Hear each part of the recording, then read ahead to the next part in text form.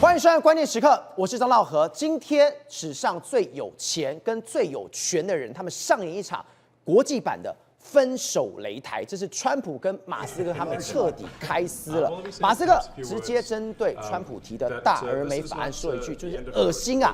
当初没有我，你怎么可能会选得上呢？甚至要求来大家一起来弹劾川普，让范斯来上位，甚至还有今天的一个大爆料，他爆了什么？他说是时候来看到这个所谓的重磅炸弹了。这重磅炸弹是指的是什么呢？川普在爱普斯坦的档案当中，这才是真正档案没有公开的真正原因。今天吓坏了全球的人，而川普听到这个地方当然是俩拱了，直接跟他开干。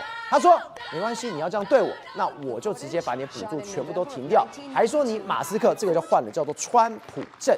全球都想问，这一种相爱相杀的剧本，真的没有一个小说家可以写得出来。但是大家在看这种戏，大家在吃瓜的时候，千万不要忘了我开场讲的，这是史上最有钱跟最有权的人，他们的一举一动将会牵动国际局势，尤其跟你我的荷包有关。他们两个人背后的一些做法，恐怕都会牵动全球的金融圈。好，我们现在介绍今天的来宾，第一位财经专家黄世聪，大家好；时评人员张宇轩，大家好；资深社会记者王瑞德，大家好；资深媒体人吕国珍，大家好。好，稍后专家林廷辉也会加入我们讨论。世聪，今天你吃瓜了吗？很多人都吃瓜了吧，对不对？不要忘了哦，昨天我们才看到一个讯息，川普跟习近平通了话，今天你又看到了，普丁又去轰了俄罗斯，结果你分手擂台说来就来。对，没错，我们都知道说情侣啊，爱得越浓的话，就恨得越深。这一句话可以印证在所谓川普跟这个伊隆马斯克身上。他们过去有多好呢？现在就喷的有多严重。好，那事实上呢，昨天对于这个川普来说是非常重要的一天。赵伟，你知道吗？原本他是心情非常开心的。那因为什么？因为早上的时候他跟这个习近平通电话嘛，对，通电话讲了90分钟。赵伟，你知道吗？川普呢很急的要打这通电话，为什么？因为他是在美国早上凌晨的时间呢，就打电话给这个习近平，一讲就讲90分钟啊，对，等于是凌晨大概这个五六点起来就打电话给这个习近平啊，然后有一个好的会谈，他当然很开心啊。那紧接下来见谁？见梅尔茨啊，梅尔茨是德国总理，他去访问白宫，访问白宫来说话，他就说，我们德国有意跟美国达成贸易谈判，一下子搞定了中国，跟搞定了欧盟，两个好消息耶。对啊，川普有点爽啊，他应该很开心啊。可是没想到开心没多久，为什么呢？就在他在见梅尔茨的时候呢，后来他们结束，然后记者就访问他，就问这个川普就说，那你对于最近呢，伊隆马斯克对你的讲话，你有什么样的一个想法？就没想到川普他似乎是真的很不开心，他就直接开始对伊隆马斯克有所批评。他说我对伊隆马斯克非常的失望，对，然后他说他现在还没有骂我，但是我相信我会是下一个。就他讲完没多久之后，伊隆马斯克果然就开始骂他了，开始喷了，所以就开始一路人骂，他们两个就开始杠上，喷什么？喷这个大而美的方案。他一直说这个大而美的方案是什么最烂的啦，然后还恶心的，对，然后还用什么？以前川普就说，如果这个债务持续增加啊，不配当美国总统，他还去回勾，就说，这个川普说过的话。来，导播我们看哦，你看到这个是特斯拉的股价哦，对，今天一喷之后出大事了。暴跌14.3%，市值蒸发约1500亿美元。我心里想说，你马斯克不是最在意这种东西吗？对。然后现在什么？我就是喷到底了，我在怕什么？对，事实上这是史上可能最损失最大一手分手擂台。为什么这样讲呢？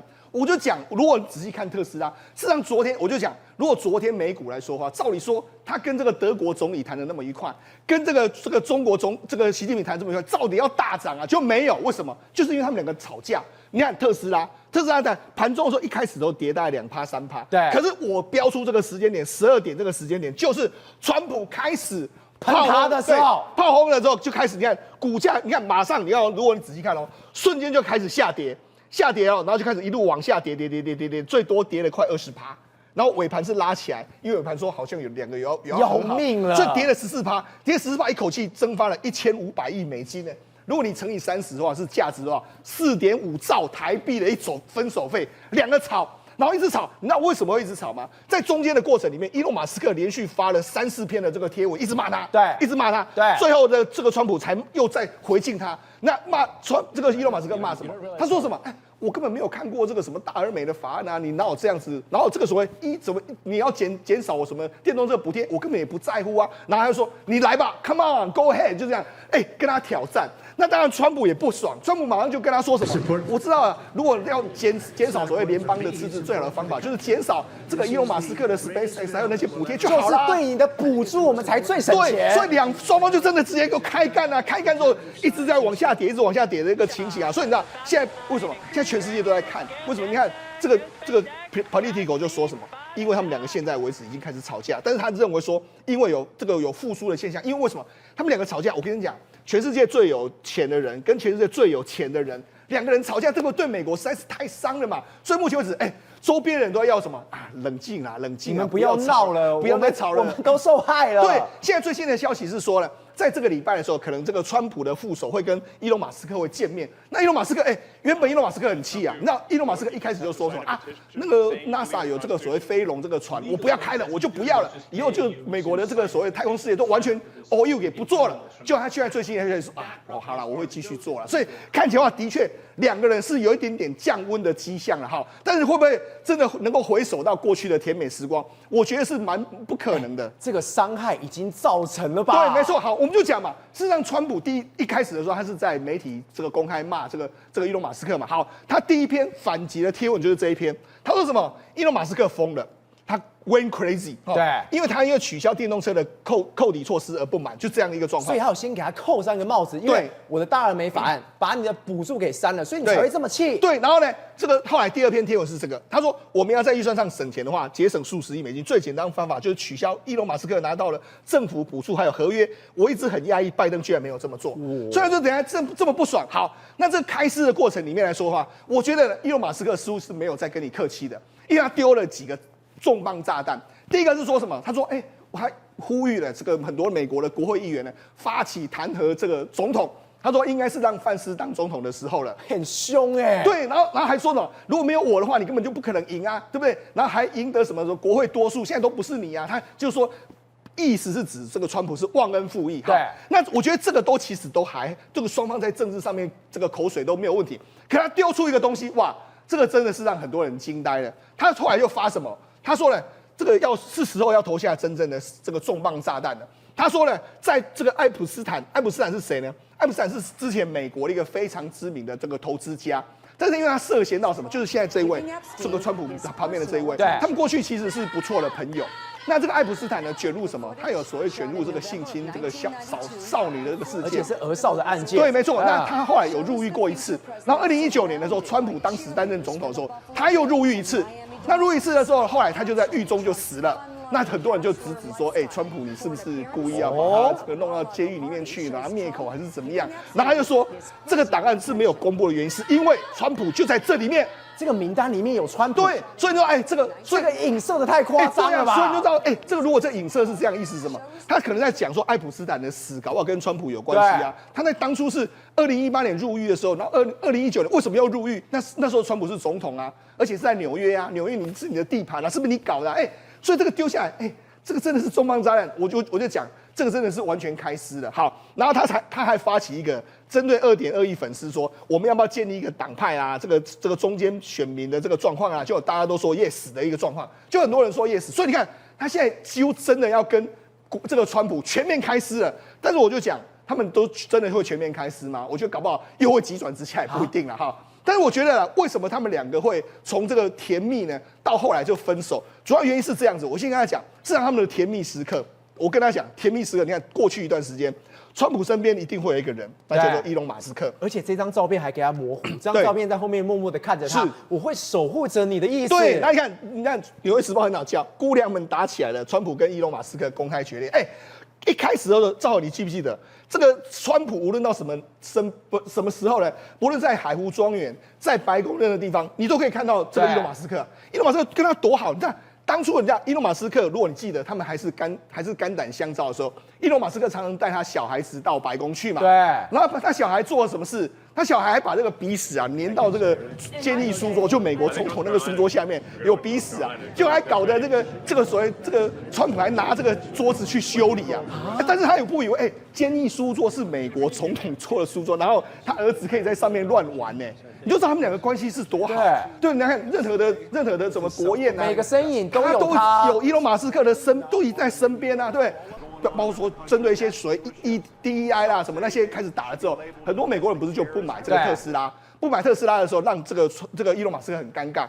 就那时候3月底的时候，他不是还在白宫办那个赏车会吗？那个时候我们形容是什么？叫做史上最豪华、最大的车展。对啊，白宫变成了特斯拉的车展，当时还蛮开心的啊，对，两个还蛮开心的。但是具体闹翻就是从一开始的人事案就已经有不爽，然后后来特斯拉的股价暴跌，跟销售量暴跌，他对川普不太能接受。那你让我做这个斗局，好像我都没有什么好处嘛。那紧接下来的话，他们真正开始是什么？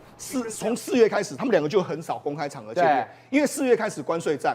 那关税战的时候，伊隆马斯克骂谁？伊隆马斯克骂了2个人，一个骂纳瓦罗，他说你这个人是这个跟砖头一样，然后还骂了谁？骂贝森特，他们两个不在吵架，不在胸部互顶吗？对，就开始2个就开始，一直到5月斗局的这件事情，让他们真的完全回不去了。因为斗局他这个现在斗局的最新的说法是这样，原本他是说，川普是说，我让他离开是因为伊隆马斯克自己要离开的，但是现在有个说法，就直接川普就说是我 fire 他的，所以现在2个人也开始为了这个问题也开撕啊。所以2、3、4月是那种恩怨慢慢结，慢慢结，等你真的离开之后，是我6月我给你个大爆发。对，再就是他其实很在意是什么？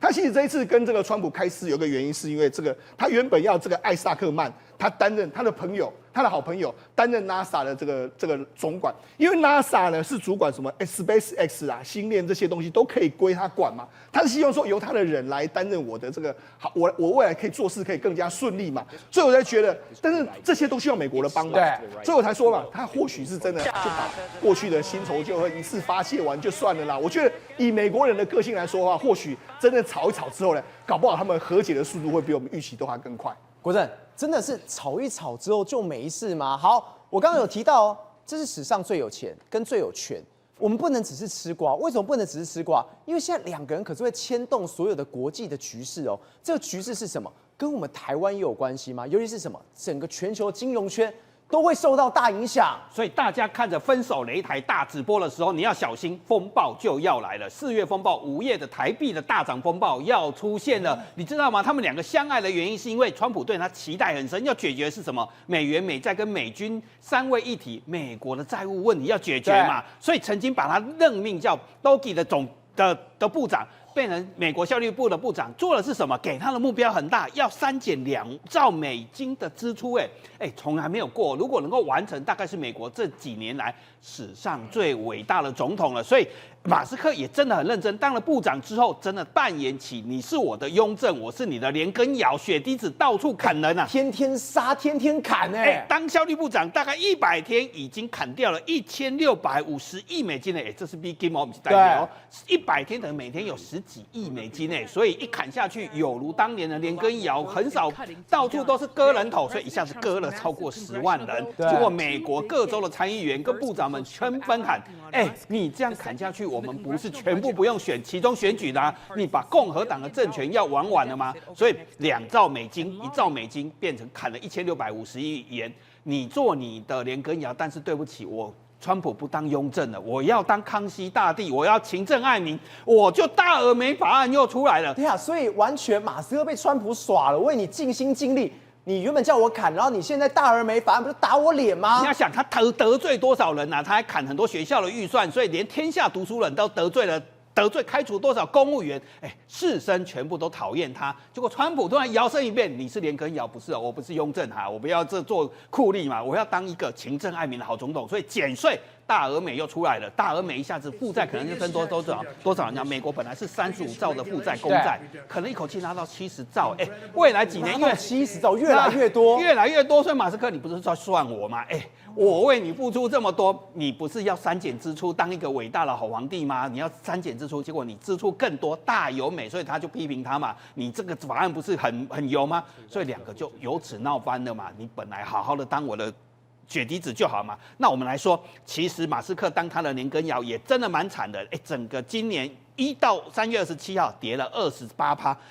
销售量大减，获利大减，然后各地都在烧他的特斯拉的车子。这是拉斯维加斯，这次加拿大蒙特娄，连加拿大都在抗议他，德国也在抗议他。拉斯维加斯，你看车子烧成这样，重点是本来大家买特斯拉的车子是因为他爱地球、爱环保，结果川普是怎样的形象？我要挖石油吧。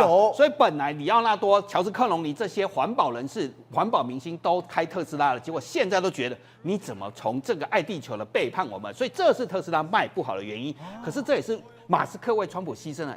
我整个形象完全变成那样了。当然，马斯克也有小算盘了。其实他当这个效率部长跟川普这么近，号称9000岁嘛，常务副皇帝比副总统还要有权力嘛，天天跟在旁边嘛。那你在旁边的时候，其实你也想要自驾车嘛。那你跟中国的关系好的话，你也可以要招中国自驾车的提早让他可以上路嘛。所以他其实也是有算盘，所以有损失有得到。可是我这里讲，台湾要小心了，因为分手擂台开始直播的同时，你看贝森特马上出手了，他就点名，哪些国家有问题，哪些国家在操纵汇率，同一天哦，所以分手大擂台的同时，台湾、中国、德国、新加坡、越南、日本、南韩这次还新增瑞士跟爱尔兰，警告什么？因为债务问题没有办法解决对，所以就要海湖庄园的阴影又再就出来了。所以我们已经被他形容叫做留校察看。简单的讲，就是我要你，希望你好好处理好汇率嘛。所以我说，分手擂台大直播，台币风暴就来了。这4月风暴，你看一口气美元掉这么多，台币升那么多，多惨啊！结果我们央行还很配合哦。我们现在都还没有人在讲台币要大升值嘛，大家还在吃瓜嘛，大家还在买西瓜，准备切西瓜看戏，打开4K 来看嘛。可是央行就站出来了，美国这次没有要我们升息哦，他今天同步发新闻了，美国并没有要求台币要升值哦。奇怪了，台币都还没升值，你就发这个干嘛？没有啊，今天同步哦。你说他是死地无银300两？当然了，这叫。这个市场传言，我们不能再讲说要讲市场传言说，难道这是要台币升值预告吗？美国没有要升值，是台币自己升值啊，那个意思不是这样吗？那我们跟美国沟通良好啊，我们的方向跟美国财政部的方向一致啊。可是再来就可能发生什么事？其实你刚才没有讲错，我们现在就跟川普有如倩女幽魂的姥姥，我们全部这些人留校察看，就好像我们是小倩跟小青，还有日本小莹。都变成是聂小倩一样，骨灰坛都在手里啊！我们骨灰坛都在美国人的手里，是这个意思？我们经济安全都靠他，所以我们就被姥姥一样控制啊！我们要为他赚钱，解决美债问题啊！所以再来是，我们就看哦，4月这一次的分手大擂台直播之后会发生什么事？我们已经连续3个月强力买美债，日本也买，英国也买。你看英国买的最乖，所以英国最好最早谈定那个关税协定嘛。中国大陆最不乖啊，一路砍嘛，所以他需要什么？我们这些小妾们开始努力的替他买美债，没办法，因为我们经济安全靠它嘛，所以难怪台积电的董事长魏哲家就说了嘛，你知道台币最近涨多少吗？涨了8%，那对台积电的毛利影响3.2%，我们冲击真的很大，3.2%。他说，如果你看这个数字很少，你就把它乘以3兆的话，就知道这数字有多大，960亿。台积电光最近就损失了960亿。再来，我们寿险公司光4月哦，我都讲4月哦。6大寿险公司亏了192亿元，每升值一角影响18亿元呢。它现在整个储备金啊，因为为应对汇率升值，270亿已经快要用完了。对不起，这一场开市之后，风暴还要再来。姥姥很希望大家一致对外，他跟川普跟马斯克早晚会谈好嘛。我们不砍美国人的福利了，我们不砍美国人的薪水了。我们全力把美债跟美元往外推，所以大家一边看风暴，一边等一边看直播大擂台，一边要小心风暴要来了。轩，这样听下来，马斯克还有川普，好，现在到底是玩真的还是玩假的？有鉴于刚才国珍哥啊一直不断的在 Q 啊，虽然我们请不到杨凡啊，但只能由我本人代替啊。俗话说，分手擂台谁都跑不掉，灯不点不亮是话不说不明。但我们今天的主角就是川普以及伊隆马斯克。但是怪了，我刚要去处理这个分手擂台的时候，赵尔莫名其妙2个人开个玩笑已经和解了。你看。一个17人追踪的账号叫做阿拉斯加拉卡卡，我根本不知道怎么念，好不好？他就说，大佬们啊，别这样弄了。他就跟说，好了，我的那个 Dragon 啊，我不退了。而且你知道最新进度是什么吗？什么？已经准备要密切的热线通话，然后终于就要见面了，这搞笑吗？然后现在特斯拉已经弹起来了。对，昨天我们讲整个美股就跟着上上下下，一下跟你讲说川崎通话，一下跟你讲说伊隆马斯克吵架，那大家想说演哪出啊？不是，就2个人。就2个人，然后在 Twitter 上，在 X Media 上，在他的我们讲的 True Social 上，这互相的留言，然后就美股大地震。不知道在演哪一出啊？所以你看哦，整个人从头到尾，你看总统对于我政府合作的这个我们讲的声明呢 ，SpaceX 即将开始退役 Dragon 太空船。我跟你讲，其实我不能怪Elon Musk，因为是川普先喷他的。对，你知道川普喷他什么吗？本来Elon Musk只是说你这个是 Big and Ugly Bill 哦，就是又大又丑的法案嘛。就川普就说我要把你补贴全部都砍掉。跟小学生一样，然后说你这个 Elon Musk， 你就是靠我们补贴你才长大的，你是个臭乞丐。他说一个骂他乞丐嘛，结果 Elon Musk 骂回去骂他什么？说你这个嫖客，你这个嫖客，那个骂嫖客，这不是小学生吵架吗？你刚才一直讲说这一个是全世界最有钱的，一个是全世界我们讲最有权的，结果2个人吵架方式，你嫖客，你乞丐，那2个人那边互相骂来骂去。因为你如果仔细看他们推文哦，照你会发现一件事情，完全没有任何营养。没有营养，没有逻辑，全部都垃圾。更奇怪的是，我们刚才是不是有讲到4大理由，对不对？对。第2个理由跟你讲说什么 ，Iceman 嘛，对不对 ？Iceman 好，那我今天问你，那个人你知道 Iceman 他的背景是什么吗？他是民主党的。那川普怎么会去用民主党的？那你今天Elon Musk去推荐一个民主党，说啊，他以前是我的顾问，所以我去推荐他。那川普当然不会去用他。但你知道这件事情选在这边，他昨天的流程是这样。先跟川喜通电话嘛，然后大力多，然后全部大家都涨起来，然后呢他就跟 Merz 见面，然后 Merz 见面完之后呢，突然间就开始跟Elon开喷，那喷的内容就是如同我刚才讲的，这都是些老旧新闻，比如说 This step of slavery for the American people， 他就开始一直在讨论到说你现在这个国债的问题啊，你现在我们讲的这个所谓的法案的问题啊，甚至是你看这个东西，我就觉得完全太幼稚了。他除了说他要创新政党之外，他还转述了一个好朋友的我们讲的这个我们讲的这个文章，然后里面有两件事情。第一件事情，他说应该把川普弹劾掉，对，换 JD Vance 上台。我挺范斯。那这我就问一件，这有可能实现吗？就胡说八道，打嘴炮，就恶心你嘛。另外一个说投票，就网友投票说，如果Elon跟川普2个人都要同时要选举的话，那我今天要投给谁？然后他那个人说，我一定是把我的钱压在Elon身上，然后Elon就很爽，说对啊 ，yes， 就是我。不然各位，我跟你讲，这个都 nonsense， 你知道吗？最大的重点是什么？我跟你讲，还是利害关系。对，为什么他们在这个时间点一定要去炒这些事情？因为道理很简单。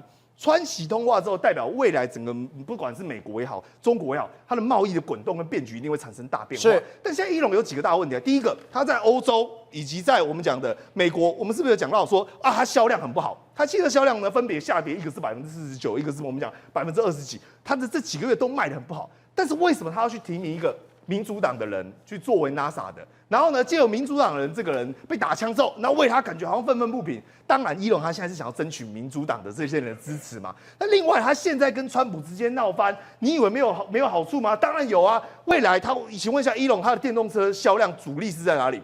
当然还是往中国去啊。所以你现在去看中国的舆论，他要杀回去中国，美国人都当他大英雄，为什么？替他们出气啊，打川普啊，打得好啊。那请问一下，Elon转身跑去跟中国做生意的时候，你看看。good job， 干得好，对不对？这玩两面，可以玩这个盘算啊。对啊，因为现在我们讲 Tesla， 你在其他的地方，包括欧洲、美国，其实那个销量都不行了。对他来讲，唯一的只有我们讲的在中国这边。那其实对于真正重点是什么？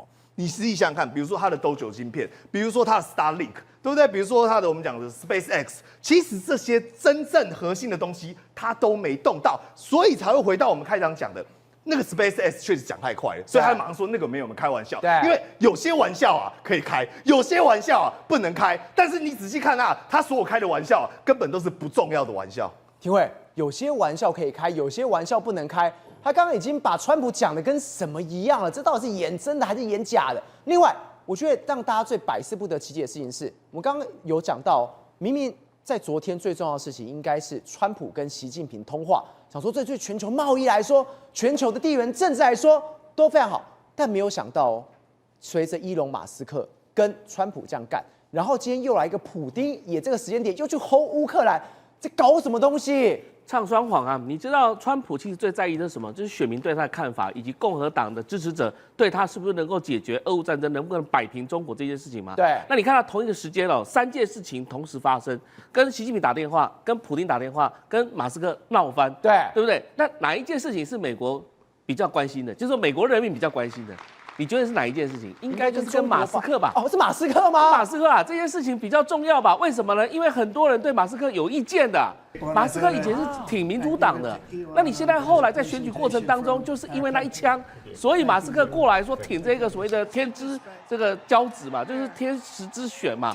那这样的一个川普，而且他们两个闹来闹去的时候，美国人很多搞不清楚中国是什么，俄罗斯是什么，他们比较搞清楚说特斯拉是什么，他们搞清楚说马斯克跟川普的关系是什么嘛。对，而且马斯克是下重险呐、他讲那个什么那个罗利岛那些事情，是不是？对，那个是党感嘛，你知道吗？那种东西来讲的话，是美国观众所喜欢看到的东西啊。而且我觉得那个 talk show 来讲的话，应该都是开始在学这些事情了。而且两个人本来是不好，哎，一直要变得好，那变好以后，明天会不会又闹翻又不好？这像不像夫妻在吵架？床头吵，床尾和，对不对？所以这件事情是非常这个奇特的事情。但是重点是什么？马斯克的角色非常特殊啊！你看到从这个他这个所谓的这个政府效率部开始，哎。扮黑脸对不对？得罪很多人嘛。那你看到川普的内阁所有人，是不是每个人都跟他吵过架？哎，卢比尔也跟他吵过架。对。卢克尼克也跟他吵过架。贝森特也跟他吵过架。还用胸膛去撞过。对啊，然后还有谁？还有那些将军们，哎，这看马斯克也看不惯啊，对不对？所以其实川普的内阁里面没有人喜欢马斯克。对不对？所以，但是为什么马斯克哎在什么在那个海湖庄园那边游走啊？大家看得很不爽，说你是太上皇嘛，对不对？所以这个事情来讲的话，我觉得啦哈，第一个他跟川普跟习近平谈的东西，你现在谈出一个结果出来吗？90分钟谈出来的东西吗？没有。对。然后跟普丁谈了1个小时15分钟，谈75分钟，谈出个什么东西吗？没有。今天继续打了。川普都讲说，这个俄乌战争来讲的话，这个看起来普丁好像不太想和平啊。哎，他不是需要和平吗？但是问题是代表什么东西？这2个电话没有成果，没有成果的话，转移焦点嘛。哦，这转移焦点了嘛？转移焦点，全部的焦点就放在川普跟马斯克的这个上面了嘛。那不管怎么吵，大家看了好戏嘛。然后吵一吵完了之后呢，然后慢慢再跟这个习近平施压，再跟这个普丁施压。过了几天之后，两边东西又有东西出来的时候，就好谈了嘛。而且也有一种阴谋论是什么呢？哎。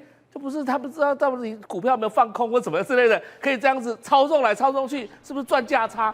所以简单来讲的话，这件事情看起来我觉得都是一场闹剧。这个场闹剧的概念是什么？这个马斯克跟川普之间的这种闹剧是引起大家的这个眼球的注意，但是事实上解决了什么事情吗？目前没有解决。其实关键重点还是在跟习近平之间的对话。对，不要忘了7月8号、7月9号左右是一个极限。这个极限，如果川普没有拿到任何具体的那个成果的话，可能在内部来讲的话，又加上通膨的压力，可能会被美国民众骂翻天。所以现在来讲的话，这2通电话再加上马斯克，有点就是在转移焦点。